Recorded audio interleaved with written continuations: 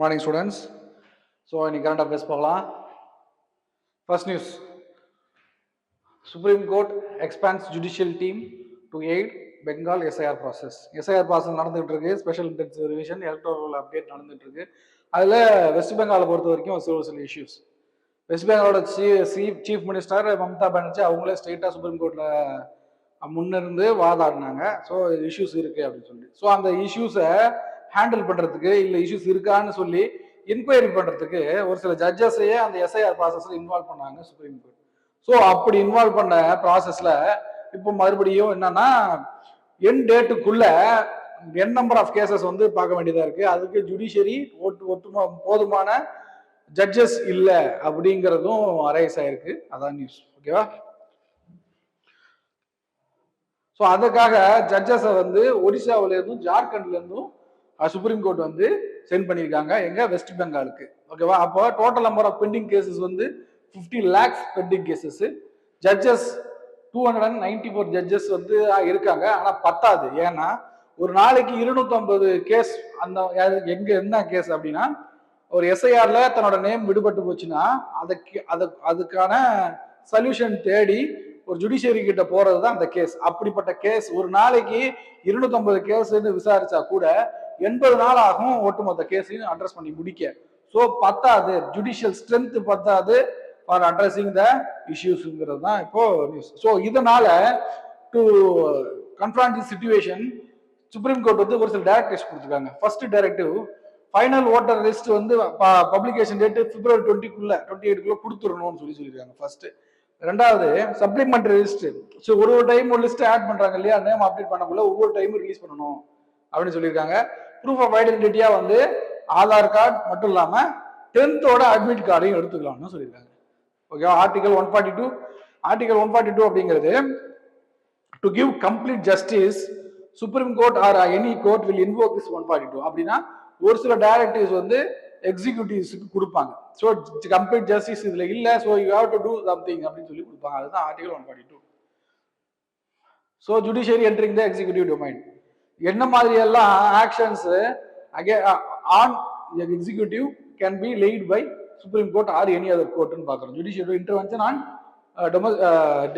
Executive domain பார்க்கணும். First judicial review.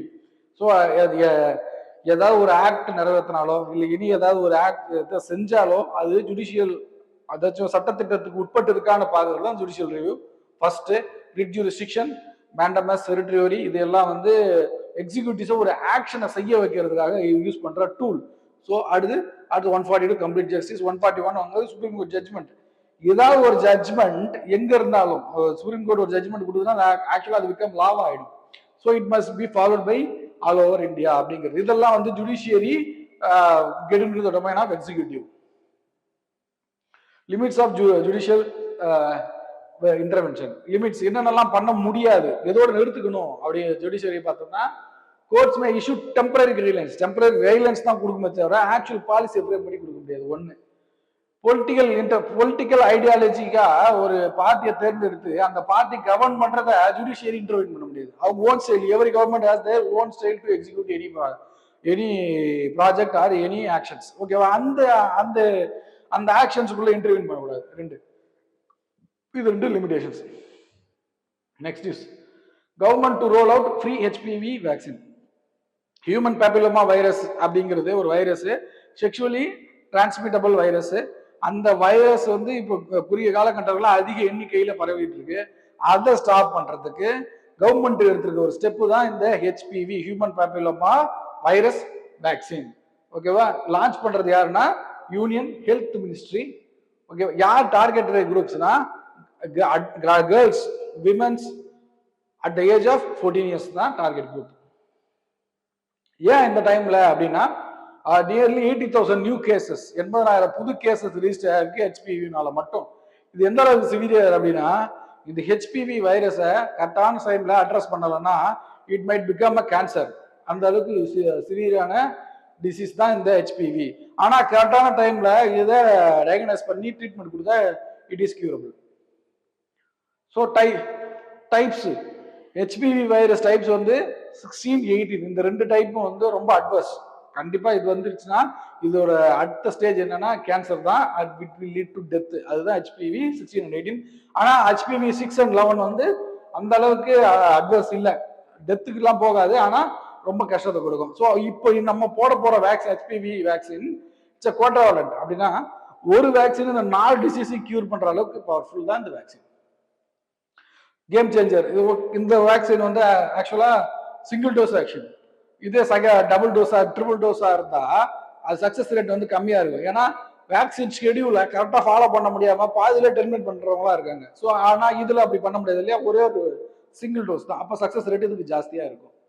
So equitable access இந்த primary health centres மாதிரி government hospital மாதிரி ஈஸியா அவைலபிளா லேமனுக்கும் போர் பீப்புள்ஸுக்கும் ஈஸியா அவைலபிள் ஆகிற மாதிரி ஃப்ரீ ஆஃப் காஸ்ட்ல ஹாஸ்பிட்டல்ஸ்ல ப்ரொவைட் பண்ணுவாங்க இந்த ஹெச்பிவி வேக்சின். ஓகேவா? Next news, union government note for Kerala to become Keralam. என்ன நியூஸ் அப்படின்னா, கேரளாவோட நேம கேரளம் அப்படின்னு சொல்லி சேஞ்ச் பண்றதுக்காக ஆல்ரெடி கேரளாவோட சட்டசபையில் பாஸ் பண்ணி அனுப்பிச்சிட்டாங்க, பாஸ் பண்ணி ரெக்வஸ்ட் பண்ணிட்டாங்க. யூனியன் கேபினெட் வந்து பிரசிடென்ட்டுக்கு நோட் கொடுத்துட்டாங்க. அப்போ இனிமே president state legislative Kerala state legislative அசம்பிளிக்கு நோட்டீஸ் அனுப்புவாரு, அந்த பில்லோட டிராஃப்ட் அனுப்புவாரு. ஸோ அந்த ரெக்கமெண்டேஷன் அந்த பில்லுல திருத்தம் ஏற்படுத்தணுமா கூடாதா, என்ன மாதிரி வேணும்ன்ற ரெக்கமெண்டேஷன் ஸ்டேட் லெஜிஸ்லேச்சர் கேட்க முடியும் யாருக்கிட்ட, பிரசிடென்ட் கிட்ட. ஆனா பிரசிடென்ட் ஏத்துக்கணும் ஏத்துக்காதது வந்து அவரோட இஷ்டம். அடுத்தது it will be introduced in parliament either house of the house. ஏதாவது ஒரு ஹவுஸ், ரெண்டு ஹவுஸ்லயுமே with simple majority it must get to passed to become a act. So assembly resolution first pass பண்ணது பண்ணா June 24, 2024ல demand for Kerala for Malayalam and independence. என்னன்னா அது ஒரு மாதிரியான Malayalam own literature own strength காட்டுற மாதிரியானது தான் அந்த கேரளாவில இருந்து கேரளம் அப்படிங்கிறது. ஸோ பில் பாசிங் வந்து first president refer the bill to the state legislature. President recommendation prior recommended to the bill. இந்த பில்ல ஏதோ லோக்சபாலையோ ராஜ்யசபாலையோ பாஸ் பண்றதுக்கு முன்னாடியே பிரசிடென்ட் ரெக்கமெண்ட் பண்ணிருக்கணும். இதுதான் இந்த ரெண்டுத்துக்கும். அடுத்து ஸ்டேட் வியூ. ஸ்டேட் வந்து அந்த பில்ல சேஞ்சஸ் சொல்றாங்க சொல்லல, எதுவுமே அவங்க எடுத்துக்க மாட்டாங்க. அடுத்து parliament pass with simple majority and the bill is deemed to be passed and then Kerala will be called as Keralam. ஏன் கான்ஸ்டிடியூஷனல் அமெண்ட்மெண்ட் இல்ல அப்படின்னா, எக்ஸ்க்ளூசிவா ஒரு article 4 first article 2 changing the border or ஒரு ஏரியா ஒரு state இருக்குன்னா இன்னொரு ஸ்டேட்டோட இணைச்சியோ இல்ல பிரிச்சியோ ஒரு புதுசா ஒரு ஸ்டேட் கிரியேட் பண்றது தான் ஆர்டிகல் 2. ஆர்டிகல் 3 வந்து சேஞ்சிங் த நேம். ஆர்டிகல் 4 என்ன சொல்றதுன்னா, if at all changing the articles or amending the provisions of the article 2 and 3 na, it does not require any constitutional amendment act. Just by statutory act process can be done. So இதுதான் article 4ல கொடுத்துருக்கு. அப்போ article 4 படி பார்த்தோம்னா இந்த article 3ல name change பண்றதுக்கோ article 2ல ஏரியாவை பிரிக்கிறதுக்கோ கான்ஸ்டிடியூஷன் அமெண்ட்மெண்ட் தேவைப்படாது, ஸ்டாட்யூட்டரி ஆக்ட் மட்டும் போதுமானது. So Kerala to Keralam article 3, 4 committee to probe repeated failure of PSLV says ISRO. So 2025ல 2026ல ரெண்டு டைம்ல தொடர்ந்து பிஎஸ்எல்வி ஐஎஸ்ஆரோட ஒர்க் ஹார்ஸ் சொல்லக்கூடிய பிஎஸ்எல்வி வந்து சக்சசிவ் டேர்ம்ஸ்ல ஃபெயிலியர் ஆயிருக்கு. அது தேர்ட் ஸ்டேஜ்ல. அப்ப அந்த குறிப்பிட்ட ஸ்டேஜ்ல மட்டும் ஃபெயில் ஆகிறதுக்கு ரீசன் என்னன்னு கண்டுபிடிக்கிறத ஒரு இன்கொயரி கமிட்டி வச்சிருக்காங்க. அதுதான் நியூஸ். தேர்ட் ஸ்டேஜ்ல ஃபர்ஸ்ட் வந்து EOS earth observation satellite 9 first place பண்ண போனது, அந்த 2025ல ஃபெயிலியர் ஆனது. அடுத்தது 16 சேட்டலைட் 2026 ஜான்வரி 12ல பிளேஸ் பண்ண போனது. ஓகேவா, ரெண்டுமே ஃபெயிலியர். ஸோ அந்த கமிட்டி மெம்பர்ஸ் யாருன்னா விஜயராகவன், சோம்நாத், இவங்க கமிட்டி மெம்பர்ஸ். அது இல்லாமல் அஜித் தோவல் வந்து நேஷனல் செக்யூரிட்டி அட்வைசர் இருக்காரு அஜித் தோவல், அவரு வந்து வாட்ச் பண்ணிட்டு போயிருக்காரு. அடுத்த ஸ்கோப் எதனால இது நடந்திருக்க கூடும் மெஷர் பண்ணுவாங்க அப்படின்னா, மேனுஃபேக்சரிங்னால நடந்திருக்கலாம், இல்ல ப்ரொக்யூர்மெண்ட்னால நடந்திருக்கலாம், இல்ல அசம்பிளினால நடந்திருக்கலாம், இது எது வேணா நடந்திருக்கலாம். ஓகேவா? இதை பார்க்கறதுக்காக தான் அந்த கமிட்டி. இந்தியா ட்ரேட் ஸ்ட்ராட்டஜி இன் மல்டிபோலார் வேர்ல்டு. என்னன்னா ஃப்ரம் 1990s 91ல இருந்து எல்பிஜி ரிஃபார்ம்ஸ்ல இருந்து நமக்கு ஆப்ஷன் ஃபார் ட்ரேட் வந்து மினிமம் தான். நம்மளோட எக்கானமி ஓபன் பண்ணி விட்டாலும் நமக்கு ஆப்ஷன்ஸ் ஆஃப் ட்ரேடு ஏதோ ஒரு செலக்டடா ஒரு 2-3 கண்ட்ரிஸோட தான் இருக்கு. ஆனா இப்போ நம்ம ஏகப்பட்ட நாடுகளோட like USA, European union, Switzerland இந்த மாதிரியான பல நாடுகள் கூட எஃப்டிஏ, பிடிஏ இந்த மாதிரியான ட்ரேட்ஸ் எல்லாம் போட்டு நம்மளோட எக்ஸ்போர்ட்டை வந்து டைவர்சிஃபை பண்ணியிருக்கோம். So we are getting evaluate, we are getting mutated அப்படின்னு சொல்லலாம். வி ஆர் கெட்டிங் குட் அந்த ட்ரேட். இதுதான் நியூஸ் எடிட்டோரியல். ஸோ அப்படி நம்ம டோட்டலாக எக்ஸ்போர்ட் பண்றது குவான்டிட்டி பார்த்தீங்கன்னா 825 பில்லியன் நம்ம இப்போ எக்ஸ்போர்ட் பண்றது. அதில் 71% வந்து ஃப்ரீ ட்ரேட் அக்ரிமெண்ட் மூலமாக மட்டும். ஆனால் நம்மளோட டார்கெட் வந்து 2030க்குள்ள இந்த இந்த பிக்சர் இருக்கு இல்லையா, 825 பில்லியனை இதை வந்து 2 ட்ரில்லியனா இன்க்ரீஸ் பண்ணுங்கிறதா நம்மளோட டார்கெட். ஸோ அதற்கு ஒரு வழிதான் இந்தியா யூரோப்பியன் யூனியன் வந்து union trade deal, mother of all டீல்னு சொல்லுவாங்க. ஸோ இந்தியாவுக்கும் யூரோப்பியன் யூனியனுக்கும் குறிப்பிட்ட பொருட்கள்ல டாரிஃப் வந்து 0வாக வச்சு ஒரு சில பொருட்கள்ல டாரிஃப் 5% இல்ல 7% இந்த மாதிரி ட்ரேட் ஃபிக்ஸ் பண்ணி ட்ரேட் பண்ண போறோம். ஓகேவா?